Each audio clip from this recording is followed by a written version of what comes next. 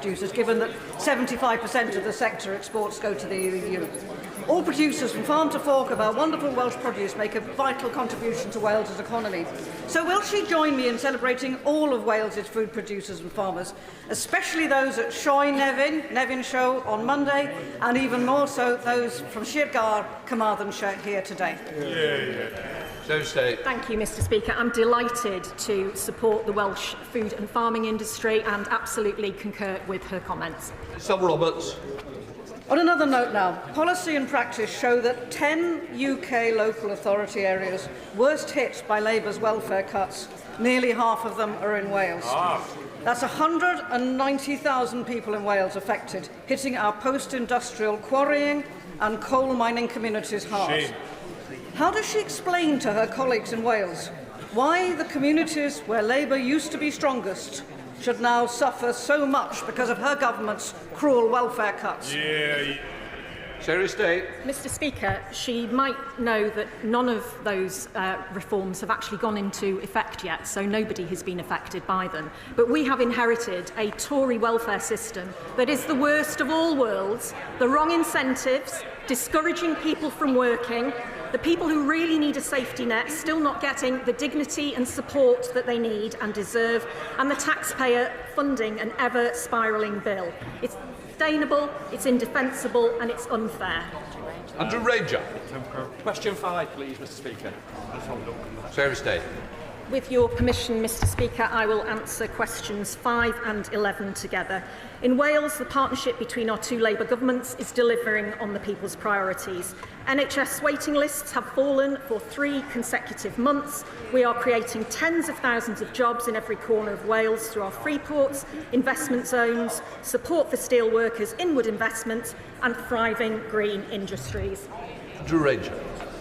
Thank you, Mr. Speaker. Supporting people into work is not just the right thing to do economically, but morally as well. I therefore welcome the recently announced UK Trailblazer programme in North Wales that will do away with the one-size-fits-all approach and will instead meet people where they are, giving them a greater chance into stable and good employment. Does the Secretary of State agree that this shows the power of partnership we now have and a commitment that no one will be left behind on both sides of the M4? And will the Secretary of State join me in congratulating Wrexham football team on their historic back-to-back promotion this weekend to the EFL Championship? Thank you, Mr. Speaker. Many congratulations to Wrexham. Really delighted to see them promoted and very sad that Cardiff were relegated. My right honourable friend is right. The government understands that work is crucial both to our health and well-being, but also to improving our living standards. And that's why last week we announced a £10 million pilot in Blaen y Gwent, Neath Port Talbot and Denbighshire to help support people back into work. We will not sit by and let the Tories' broken welfare system continue, one which has condemned people to a life without work. These Trailblazer projects will help more people in Wales back into secure, well-paid jobs. Thank you, Mr. Speaker. Since this UK Labour government was elected, over 2 million extra GP appointments have been delivered in England, and thanks to a record-breaking £21 billion budget settlement, waiting lists in Wales have gone down 3 months in a row. Does the Secretary of State agree with me that our NHS and our country are safer and stronger when you have two governments working together to make devolution work and not tear our union apart?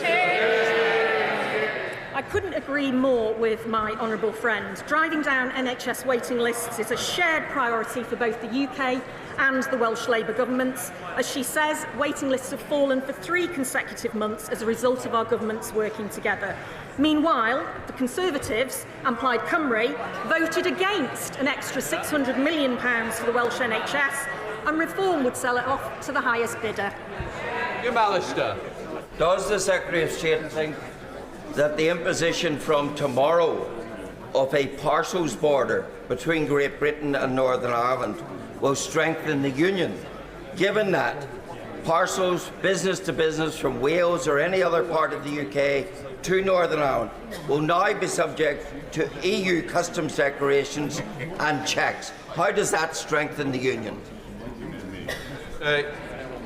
Can I thank the honourable member for his question. As I said to an earlier question, we want to make sure that trading is made easier, that we remove the red tapes and barriers, and those are the discussions that we are having at the moment with the EU. Jim Shannon. Mr. Speaker, what strengthens this union is the nations of Wales, Scotland and Northern Ireland intertwined with England. It's the Gaelic nations of Scotland, Wales and Northern Ireland and the cultures and the history that they bring together. It's also the benefits of the union in relation to employment, to jobs and the opportunity. It's the constitution, it's our service and uniform. All those things bring us together in a way that nothing else can. So this great United Kingdom of Great Britain and Northern Ireland can have a better union and can do better together. Secretary. Mr. Speaker, can I thank the honourable gentleman for his question? I definitely believe that the four nations together in the UK are stronger together. Real Democrat spokesperson. What's going on? Thank you, Mr. Speaker. Thank you, Mr. Speaker. There's no greater threat to our union than the feeling that workers in one nation matter less than those in another. And people in and around Port Talbot right now feel like they've had a rotten deal.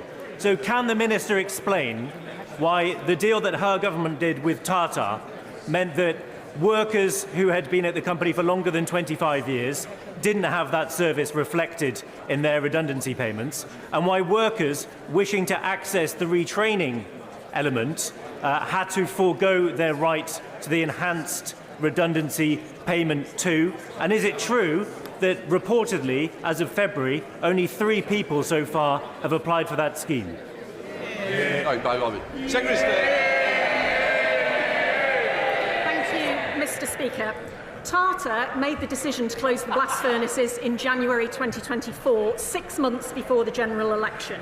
They closed the coke ovens in March 2024. An agreement for the grant for the EAF had already been done, and he might remember that Blast Furnace 5 closed down on polling day, on general election day. The timeline was fixed in order for that electric arc furnace to be delivered. In 10 weeks, we negotiated a better deal, better terms and protections for the whole workforce at Port Talbot. No immediate compulsory redundancies, the best voluntary redundancy package ever offered by Tata to its UK workforce. We saved 5,000 jobs, and 385 acres of land are being released for development and regeneration and future opportunities at the site. All in all, this is a £1.3 billion investment deal, very different from the situation in Scunthorpe. Perfect. We now come to Prime Minister's questions. Clive Jones. Question number 1, Mr. Speaker. Prime Minister.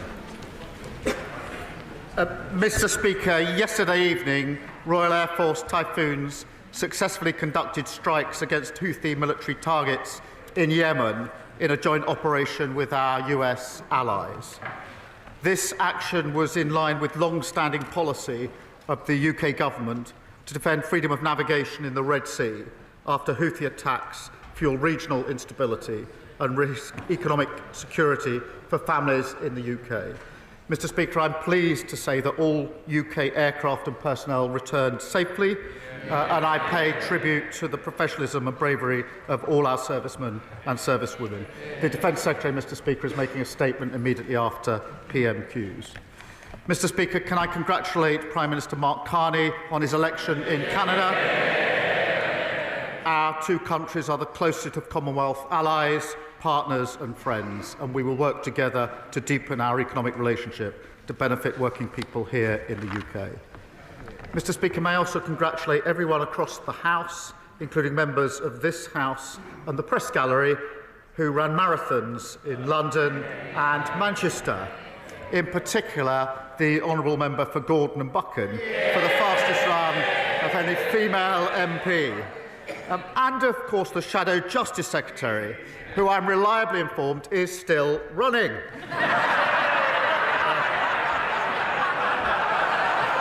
Mr. Speaker, this morning I had meetings with ministerial colleagues and others.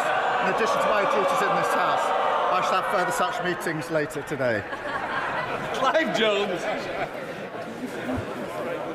Thank you very much, Mr. Speaker, I'd like to associate myself with the remarks of the Prime Minister about the professionalism of our armed forces, and also congratulate Mark Carney on being elected as Prime Minister of Canada. And also everybody who took part in the London Marathon. Both my daughters have done it. It's something I can't do anymore, sadly. Later today, Mr. Speaker, I'm introducing a bill to guarantee Parliament has the final say on any trade deal, including any agreement with President Trump. This isn't new. It's exactly what Labour promised to do in an official policy paper put forward in 2001. I'm asking this government to keep its promise. Currently, members of Parliament have no vote. They have no voice on trade deals. So, will the Prime Minister... Order. I think the Honourable... What this is good. I think you're on a marathon yourself. I think the Prime Minister may get a bit. Prime Minister! Well, Mr. Speaker, can we extend our congratulations to his daughters for running the marathon? In relation to trade deals, the government retains the right, obviously, to strike trade deals, delivering growth, jobs and opportunities for working people. We clearly set that out in our manifesto. That's exactly what we're doing. Parliament, as he knows, does have a well-established role in scrutinising and ratifying these deals. He knows that was strengthened under the last Labour government, as he references. Dan Tomlinson. Thank you, Mr. Speaker. There's going to have to be a coming together of Reform and the Conservative Party in some way. A deal, a pact or a merger. These aren't my words, Mr. Speaker, but those of the most senior Tory in elected public office in the country, the Mayor of the Tees Valley. So if senior Tories are plotting it, the Leader of the Opposition won't deny it, doesn't that mean that the only way for us to stop this plot is to vote Labour? Well, it's no need to answer. You've no responsibility for any part. Right, let's move the Leader of the Opposition. Can we move on? Thank you, Mr. Speaker. On Monday, the Prime Minister's Safeguarding Minister admitted on the floor of the House that there was a cover-up of the child rape gang scandal. Does the Prime Minister think we should expose this cover-up? Mr. Speaker, this is obviously a serious issue. I oversaw the first grooming gang prosecution, which was in Rochdale more than a decade ago. There is a contrast here because the Leader of the Opposition, when she was Minister for Children, Women and Equalities, never raised this issue in the House in 3 years. Mr. Speaker, the Shadow Home Secretary held 352 external meetings during 20 months. How many were on this issue? Not one. And they failed, of course, to implement a single recommendation for the independent inquiry into child sex abuse. Mr. Speaker, my position is absolutely clear. Where there's evidence, the police should investigate and there should be appropriate prosecutions. That's route number one. Route number two, we should implement existing recommendations, which did expose what went wrong. They weren't, those recommendations were not implemented by the last government. They're being implemented by this government. We are providing for local inquiries. We're investing more on delivering truth and justice for victims than the party opposite did in 14 long years. Mr. Speaker, in the last year of Conservative government, we had a gangs task force that found 500 perpetrators, protecting thousands of victims. We launched that inquiry that he's talking about, but more still needs to be done. It's now 4 months since I asked him for a full national inquiry. Instead, he promised 5 local inquiries. There will be one in Oldham. Will he now name where the other 4 inquiries will be? Prime Minister. Mr. Speaker, we are providing for local inquiries. This is a serious... Well, they've got so much to say now. Why did they not... Mr. Speaker, why did they not implement a single recommendation in the 14 years they had in office? We're taking forward those. There are recommendations already in place about the change that needs to be taken. They sat on a shelf under the last government. We are acting on them. We are providing for local inquiries, and we're investing more in delivering truth than they ever did. He cannot name a single place because because nothing is happening. He stood there at the dispatch box, promised 5 local inquiries. Nothing is happening. On the last day of term, he had his minister come out to water down the promise to say they would provide funding. That is not good enough. At least 50 towns are affected by rape gangs. Places like Peterborough, Derby, Birmingham, Nottingham, Leicester, Rotherham, Rochdale and Preston. Is he dragging his heels on this because he doesn't want Labour cover-ups exposed? Mr. Speaker, I spent 5 years prosecuting this case. Mr. Speaker, I was the prosecutor that brought the first case. And when that file was brought to my attention, Mr. Speaker, I noticed that one of the defendants had not been prosecuted previously. Far from covering up, I asked for that file so that I could have a look at it. On the back of that, I then changed the entire approach to prosecutions, which was then lauded by the government. We were doing the right thing and brought those prosecutions. So my record was going after where I thought something had gone wrong and putting it right. She stayed silent throughout their years in government, and so did the entire front bench. Mr. Speaker, he's not the Director of Public Prosecutions anymore. He is the Prime Minister. People want to know what he is going to do now, not talk about what he did years ago. We are asking for a full national inquiry. Andy Burnham wants a national inquiry. He's not Conservative, he's Labour. Harriet Harman wants one. The member for Rotherham wants one. All of the victims I have met want a full national inquiry. He keeps talking about local inquiries, yet they have not got going. And they haven't got going because local authorities don't want to investigate themselves. Local inquiries cannot force witnesses to appear. Local inquiries can't force people to give evidence under oath. So why won't he have a national inquiry? Mr. Speaker, we've had a national inquiry. We've had recommendations. There are hundreds of recommendations that have been made in relation to this issue. It is a serious issue. I strongly believe that we should implement the recommendations that have already been made. And that is what we are doing. I strongly believe we should listen to victims, and we've been listening to victims on this side for decades and working with victims for decades in relation to what they want, which is local inquiries, and we've set those local inquiries up. Mr. Speaker, he says we should listen to victims. The victims want a national inquiry. We haven't had a national inquiry. We had the child sex abuse inquiry, which Conservatives launched. There is still more to be done. It didn't cover this scandal in detail. In Manchester, just last year, authorities were still covering up abuse. The local inquiry chair there has quit. Bradford Council, an area of some of the worst abuses, refuses any inquiry, local or national. Whether it's the streets of Birmingham or the town hall of Bradford, it is chaos and cover-ups with Labour councils. When will he show leadership and do the right thing? The right thing is to implement the recommendations that we've got, which is what they've palpably failed to do in government. The right thing to do is to have the national inquiries that we need, which is what the victims want. The right thing to do is to invest in our criminal justice system so we can bring people to justice. They've absolutely collapsed the criminal justice system. Prosecutions for rape under their watch, they go up or down. They went down to record lows. Investment in prosecuting these cases went down. Their record was abysmal. They should hang their heads in shame. Mr. Speaker, this is just distraction tactics. He hasn't read the recommendations, because if he had read the recommendations, he would know none of them would tackle this issue. The fact is, if I were standing where he is, we would have had a national inquiry months ago. This issue is personal for me. I have met many of the victims. This is about the protection of children. Nothing else is more important. In the last few days, Mr. Speaker, I've been to Wiltshire, Lincolnshire, Northumberland, Kent. All of them have outstanding children's social care. Do you know why, Mr. Speaker? Because they're all run by Conservatives. That's the difference that Conservative councillors make. Isn't the choice tomorrow between chaos and cover-ups under Labour councils or better services under the Conservatives? She says they'd have a national inquiry. 14 years.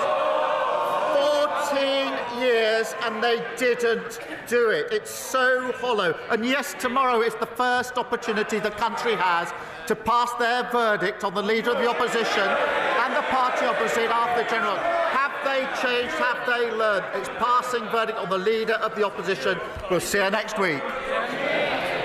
Right, Nadia Winter. Thank you, Mr. Speaker. Mr. Speaker, I wish that the Leader of the Opposition would stop weaponising victims of child sexual abuse. Political points. It's damaging victims, and if she cared about child protection, she wouldn't be doing that. It's a disgrace. You're a disgrace. Mr. Speaker, new data shows that in March last year, in Hyson Green and Arboretum ward in my constituency, 64% of children were in poverty, the highest proportion in the whole of the East Midlands, and a damning indictment of the previous Conservative government. One of the proudest achievements of the last Labour government was the action it took on child poverty. Can the Prime Minister confirm that this Labour government will do everything in its power to eliminate child poverty, and that its task force has not ruled out abolishing the two-child benefit limit, the single most cost-effective way to pull children out of poverty? Minister. Well, she's absolutely right to raise the disgraceful record of the previous government, which saw an extra 900,000 children in poverty. I'm proud of Labour's record in reducing child poverty, which is what we do in government, and the task force is exploring every lever to reduce child poverty. Leader of the Liberal Democrats, Sir Edward Davey. Thank you, Mr. Speaker. And on behalf of my party, can I send our congratulations to Mark Carney and the Liberal Party of Canada on their historic victory. We wish them well as Canada continues to stand up strongly to President Trump's tariffs and threats. Mr. Speaker, Canada has learnt what happens when you do a trade deal with President Trump. He can't be trusted to stick with it. The Prime Minister didn't answer my question last week, and he didn't answer my honourable friend, the member for Wokingham, just now. So let me ask again. Will the government give members of this House a vote on the floor of this House on any deal he agrees with President Trump? Yes or no? Minister. Mr. Speaker, we are in negotiations with the US in relation to a deal. We will act, obviously, in the national interest to make sure that if there is a deal, it's the right deal for our country. If it is secured, it'll go through the known procedures for this House. Sir David. Well, Mr. Speaker, I'm very disappointed in that reply. There was no yes or no response. We do want to vote, and we will keep pressing him and his government on that.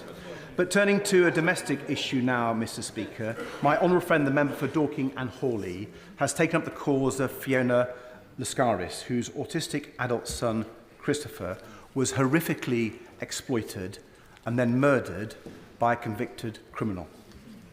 As ITV News has reported, when Fiona tried to get a mental capacity assessment for her son, she was dismissed. So Christopher never got the support that might have saved his life. We're going to try to change the law so families' concerns over a loved one's mental capacity have to be considered. Will the Prime Minister give his personal backing to that change to stop another tragedy like Christopher's? Prime Minister.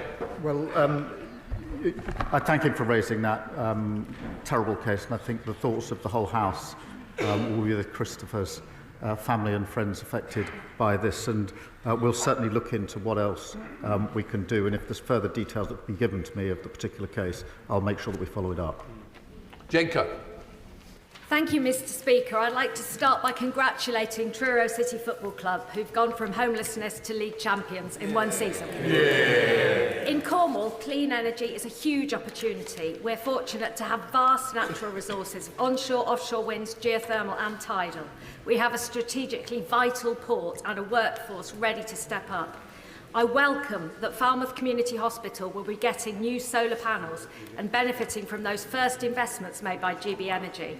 As we pursue our Clean Power Plan, will the Prime Minister confirm this is just the beginning of that investment in renewables in Cornwall? Can I add my congratulations to Truro? Clean energy investments are powering our plan for change, Mr. Speaker, and that's just the beginning. We'll go further. 200 schools and hundreds of NHS sites across the country will benefit from GB Energy's first solar projects, including Falmouth Community Hospital in my honourable friend's constituency. Hospitals will save, Mr Speaker, £45,000 a year off their energy bills, with that money going back to the frontline services. That's the better future we're building, good for patients, good for jobs growth and our energy security. Nigel Farage. Thank you, Mr Speaker.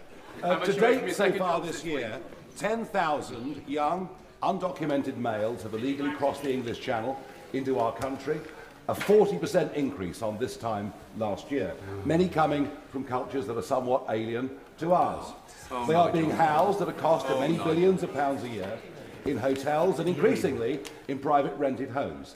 The effect on communities is one of a sense of deep unfairness, actually bordering on resentment. In Runcorn alone, there are 750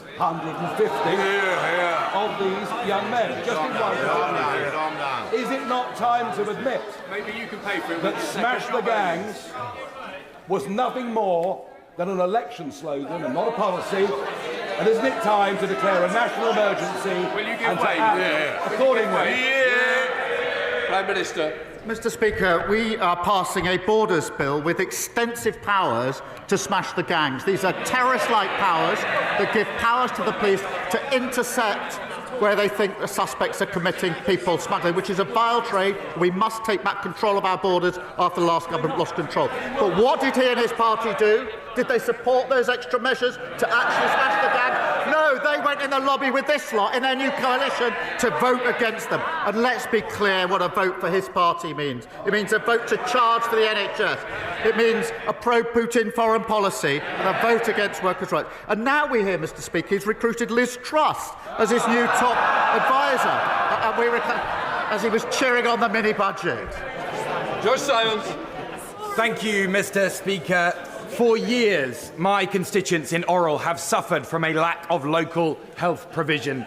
But next month, that will begin to change, thanks to a new partnership that I built with our local NHS, Wigan Athletic and Wigan Warriors at a Centre for Excellence in Women's Sport. This will be a shining example of shifting healthcare from hospitals into communities. So can I urge the Prime Minister to continue with our plan for change and ignore the member for Clacton who, for decades, has pushed to dismantle our NHS so that my constituents must pay to see their doctor. I see the member for Clacton complaining, but what did he say? So we're going to have to move to an insurance-based system of healthcare. His words. If you can afford it, you pay. Not under our watch, Mr Speaker.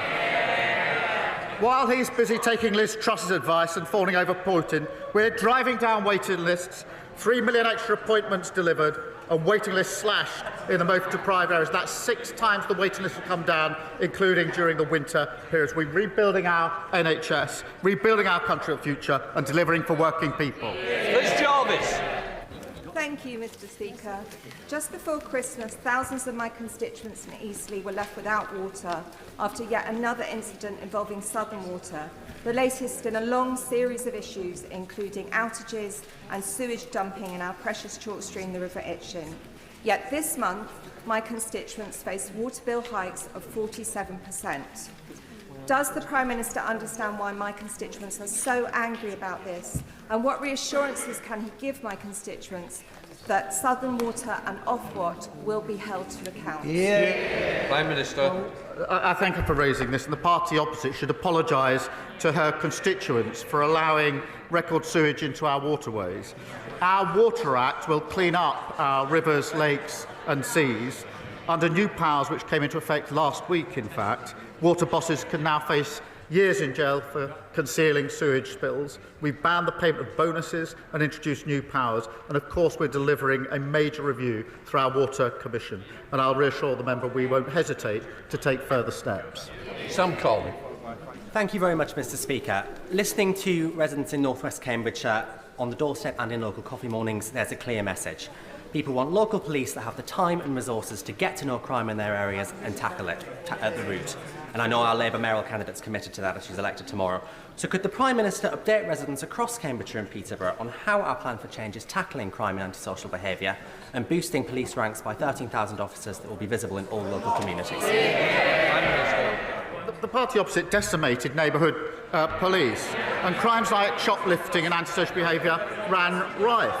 I can tell him what we're doing through the plan for change: extra police officers, extra PCSOs and more special constables. On top of that, Mr Speaker, a named officer for every community and more teams out in our town centres on Friday and Saturday nights. That's what you get with a Labour mayor working with a Labour government to deliver change for Cambridgeshire and Peterborough.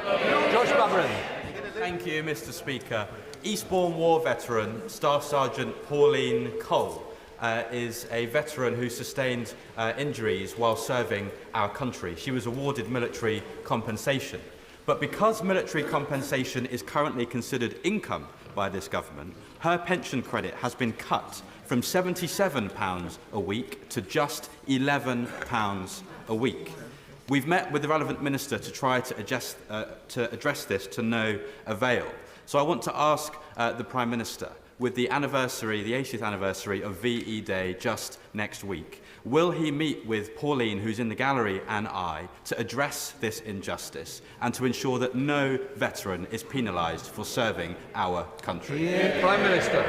Can I thank him for raising this important issue with us? We will always stand up for those who serve our country. I paid tribute to Pauline for her service, and I will make sure that she gets the appropriate meeting that she wants and needs to discuss her specific case. Julie Mims. Thank you, Mr Speaker. This week, thanks to this Labour government, hundreds of free breakfast clubs have opened across our country. Will the Prime Minister join me in sending good wishes to the staff and pupils at Castle Carrick, Udale, Longtown, Inglewood, Brook Street, Blackford, Hallbank Gate and Bishop Harvey Goodwin schools in my constituency, which are among the first to benefit from this important scheme? And can he confirm that this is just the start of Labour's plan for change to deliver for working parents? Prime Minister. Well, look, let me pay tribute to all the staff in her constituency who are working in the breakfast clubs, which, of course, Mr Speaker, deliver free breakfast clubs, 30 minutes of free childcare, saving working parents £450 a year, and we've opened the first 750 across the country. There'll be many more to come, Mr Speaker. We are, of course, also saving parents £50 a year by making school uniforms cheaper, something the Leader of the Opposition ordered all her troops to vote against. Thank you, Mr Speaker. The playing of music and loud videos on public transport without headphones is becoming increasingly common. The various bylaws outlawing such antisocial behaviour are clearly not working, whilst planned cuts to the British Transport Police are bound to make matters worse. Will the Prime Minister back the Lib Dem plan to introduce effective enforcement and a publicity campaign to persuade people to plug in their headphones? After which, you never know, perhaps we can encourage the uncivil minority to take their feet off the seats. Prime Minister. Well, he raises a really important question of antisocial behaviour. They're laughing about it. That really sums up what they did in the last 14 years.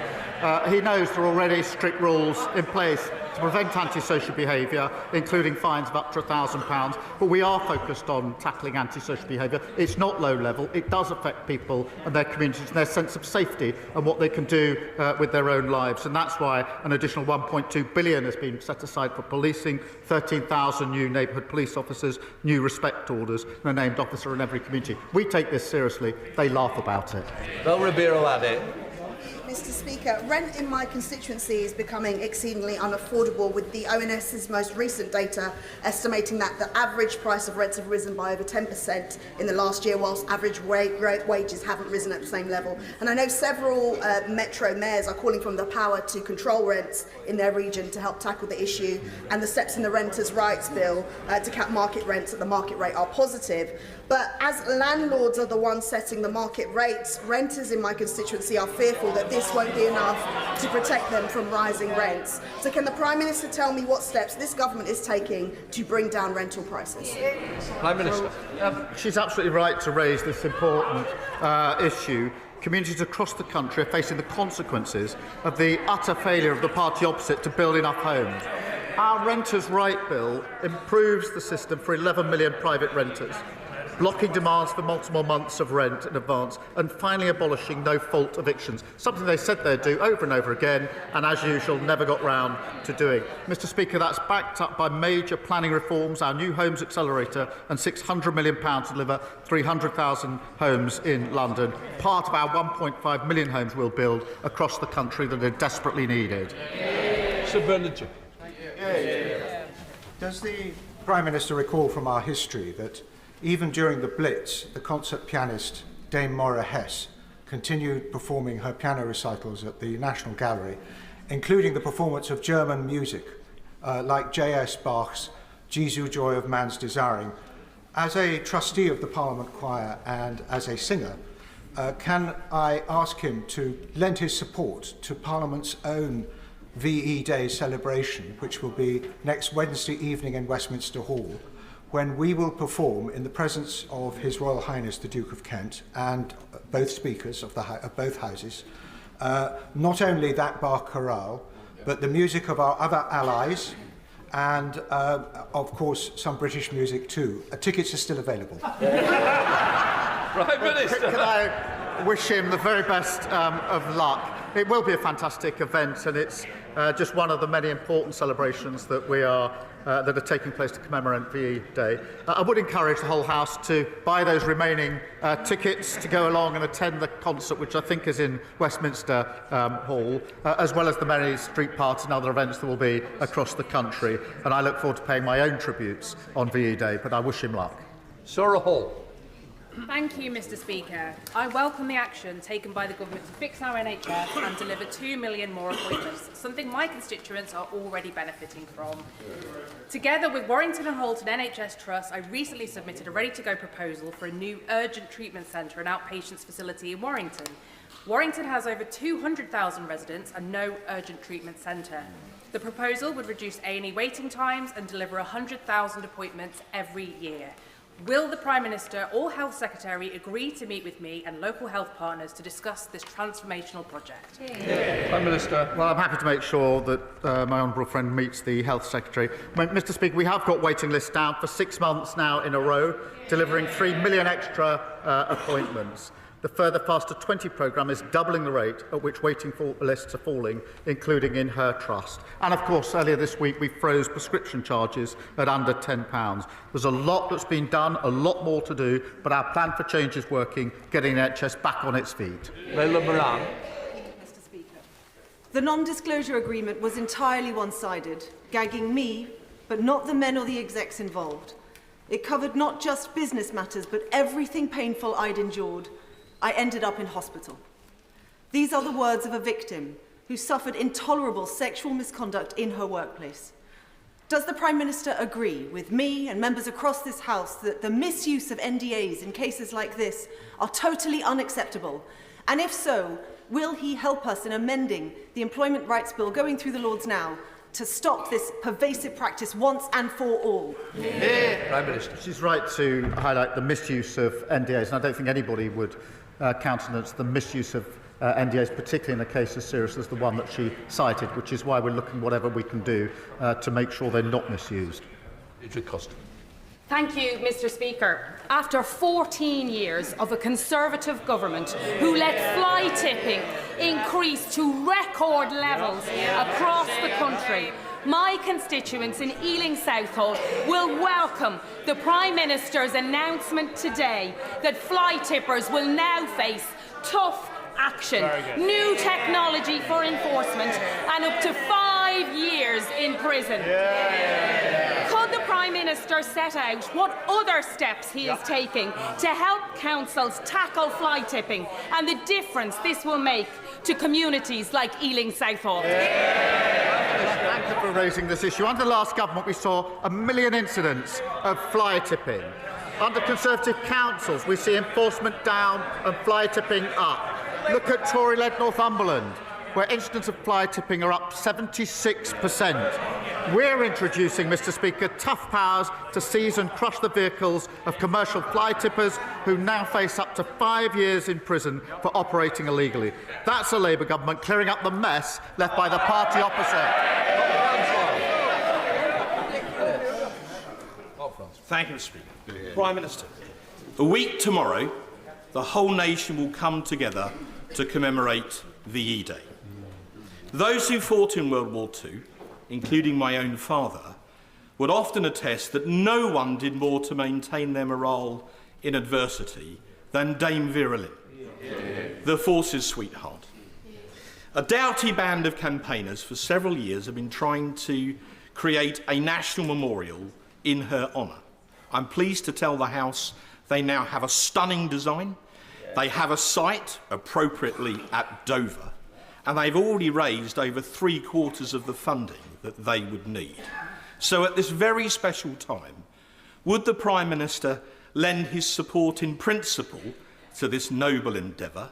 Would he be prepared to accept a personal briefing on the campaign, in which case I suspect that he and I will meet again?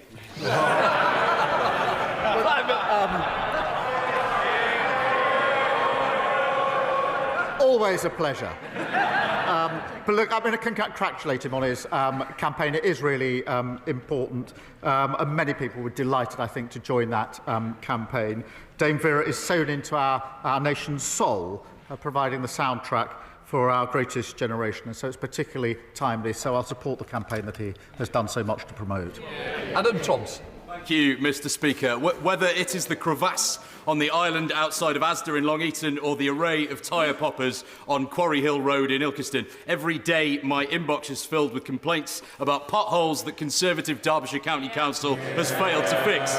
Given that the government has poured £1.6 billion of extra funding into road repairs and that tomorrow is the Derbyshire County Council elections, does the Prime Minister agree with me that it is high time that Erewash and the wider Derbyshire got itself a Labour council that will actually repair the roads? Well, he's absolutely right. Conservative Derbyshire County Council is home to more potholes than anywhere else in the country, and drivers are paying the price. Mr. Speaker, our plan for change has committed enough funding to fix 7 million extra potholes this year, and for the first time, councils like Derbyshire must publish how many potholes they've actually repaired in order to get the cash. The party opposite left Britain's roads crumbling. We are fixing them. Sammy Wilson. Mr. Speaker, the blackouts in Spain, which have caused chaos, the realisation amongst many backbenchers in his own party that thousands of jobs are being lost in Scotland in the oil industry, and the fact that businesses are facing energy costs which are making them uncompetitive and consumers being plunged into poverty, fuel poverty. Does he not recognise that his net zero policy is not only bad, but it's mad? And indeed, his own former leader is now accepting this. Will he not accept the advice from someone within his own party if he won't accept advice from this side of the House? Prime Minister. Well, many years on the opposite benches, I learned when asking questions at PMQs not just to read the headline on a Wednesday morning, but to look at some of the detail. What Tony Blair said is we should have more carbon capture. We've invested in carbon capture. That's many jobs across different parts of the country. He said that AI should be used. We agree with that. We've invested huge amounts in AI on the jobs of the future. He also said we need domestic targets so that businesses have their certainty. If you look at the detail of what Tony Blair said, he's absolutely aligned with what we're doing here. These are the jobs and the security of the future. I would also say that we shouldn't weaponise the difficult position that people in Spain and other countries find themselves in at a very difficult time. Final question, Alex Bellinger. Thank you, Mr. Speaker. I welcome the government's decision this month to secure British steel, and at a time when European security is critical, it is defence manufacturers in the Black Country, like Summers Forge in Hell's Erin and BB Price in Cradley Heath, that will be using that steel to make the military equipment that our defence needs. Will the Prime Minister commit to make manufacturing investment in the Black Country a national priority so that we can live up to our industrial heritage and create the high-quality defence jobs that our region so desperately needs? Prime Prime Minister. I pay tribute to my honourable and gallant friend for his service to his country. He understands our national security and economic security go hand in hand. Mr. Speaker, it's vital that defence investment creates more jobs, apprenticeships and opportunities in the Black Country and across the United Kingdom. That's why we've launched a new hub to give up to 12,000 small firms better access to defence contracts. And of course, we're raising defence spending, the highest sustained increase since the Cold War, something the party opposite failed to do in 14 years in office. Right, we'll let the front bench change over.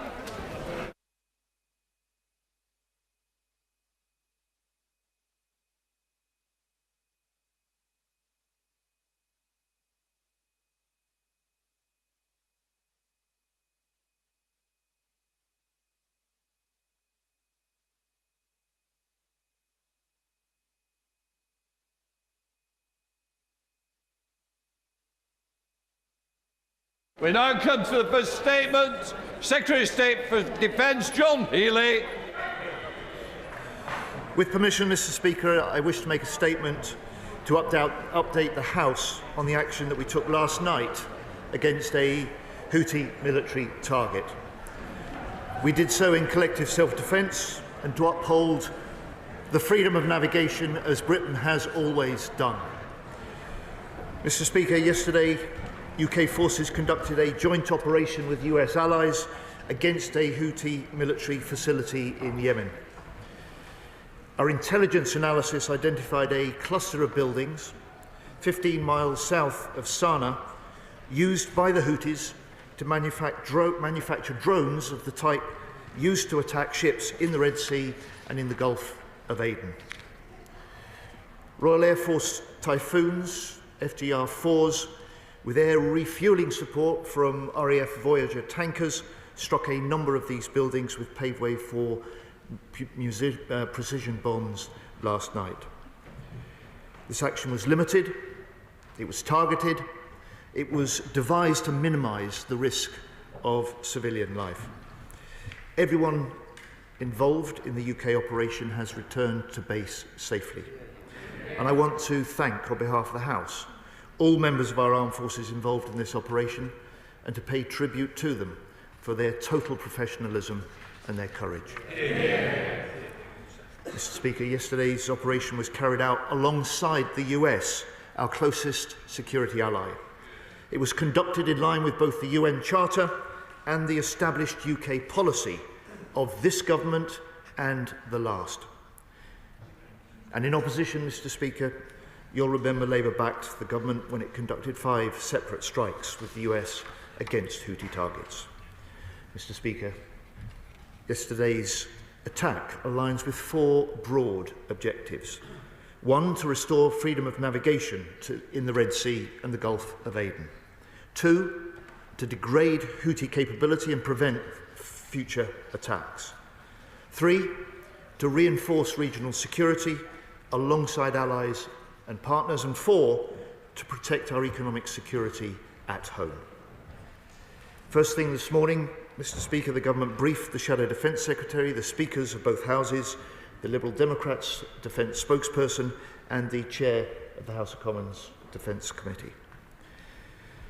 I can tell the House now this afternoon that our initial assessment is that the planned targets were all successfully hit, and we've seen no evidence of civilian casualties. Mr. Speaker, since November 2023, the Houthis have waged a campaign of aggression against international shipping in the Red Sea. To date, there have been over 320 attacks. These attacks are illegal, they're deadly, and we totally condemn them.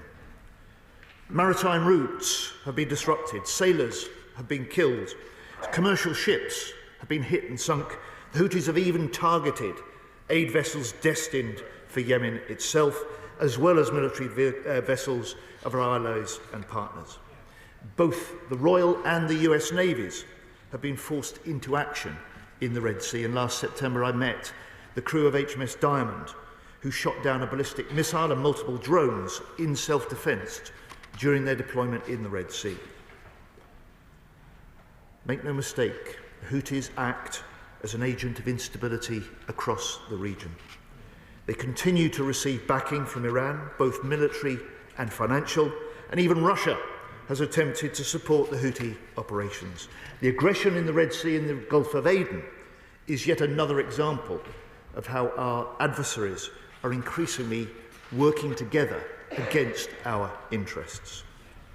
So, Mr. Speaker, I want to be clear. This government rejects any Houthi claims that attacking ships in the Red Sea is somehow supporting Gaza. The Houthis were targeting tankers and seizing ships well before the war in Gaza began. Their attacks since have targeted vessels of all nations. So hear me when I say these attacks do absolutely nothing for the Palestinian people or the push for a lasting peace. Mr. Speaker, an estimated 12% of global trade, 30% of container traffic passes through the Red Sea every year. But the Houthi threat has led to a drastic fall. Levels are 55% down on what they were in November 2023. The majority of ships now take a 5,000-mile diversion around the Cape of Good Hope, adding a full fortnight to a journey between Asia and Europe and pushing up prices of the goods that British people and others rely on. This cannot continue. And Mr. Speaker, in opposition I argued, and I quote, "The lion's share of the responsibility for protecting international freedom of navigation in the Red Sea is being shouldered by the Americans, just as the US has been doing across the world now for 80 years. And since last month, the US has been conducting a sustained campaign targeting the Houthis in Yemen to restore freedom of navigation. They moved 2 carriers into the region. Their recent strikes have destroyed multiple command and control centres, air defence systems, advanced weapons manufacturing sites and advanced weapons storage sites. The US military say their operations have now degraded the effectiveness of the Houthi attack, reporting that ballistic missile launches have dropped by 69%, one-way drone attacks are down by 55%.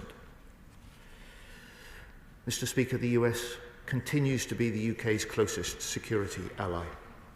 They're stepping up in the Red Sea. We are alongside them. Yesterday's joint operation builds on the broader support that we've provided to the US in the region in recent months. That includes air-to-air refuelling, the use of our important military base, Diego Garcia, for regional security operations, and our RAF Typhoons to support the defence of the US carrier strike group, which has been coming under near daily attack now from Houthi missiles and drones. Mr. Speaker, this government will always act in the interests of our national and economic security. The UK is now stepping up and encouraging allies to do more to protect our common security, just as we are with last week's deployment of our own carrier strike group, starting an 8-month deployment into the Mediterranean and Indo-Pacific. The UK has a long, proud history of taking action to protect freedom of navigation. This illegal Houthi aggression doesn't just disrupt shipping. It doesn't just destabilise the region, it hits our economy here at home. And that's why the government took this decision. That's why the UK has taken this action, to help protect freedom of navigation, reinforce regional stability, strengthen economic security for families across the country. Mr. Speaker, we are determined that we will keep Britain secure at home and strong abroad.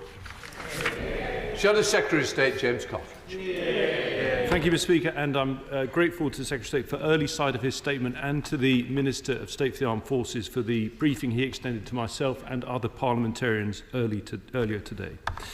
As far as His Majesty's opposition are concerned, the rationale for these actions has not changed since we undertook similar operations in government in the months leading up to the general election with the support of the then opposition, and we agree that this action is effectively an act of self-defence on behalf of ourselves and our closest allies. After all, with the main target for RAF Typhoons being a Houthi drone factory, we should remember that drones were used by the Houthis to target our own naval ships, such as the attempted drone attack on HMS Diamond in January last year. But whilst HMS Diamond was able to take effective action in response on that occasion, we know that this is a capability that can be produced in very large numbers and that the threat remains a clear and present danger. Indeed, we understand that the US Navy continues to be subject to Houthi aggression, including from drones. Thus, in our view, it is entirely legitimate to support the defence of our close ally, the US, and to prevent future potential attacks on our own fleet and international shipping by attacking the Houthi drone threat at source. But the Houthis' actions are not just a threat to ourselves and our allies. As the Secretary of State said, they are illegal and completely counter to international humanitarian priorities, given that their attacks have imperiled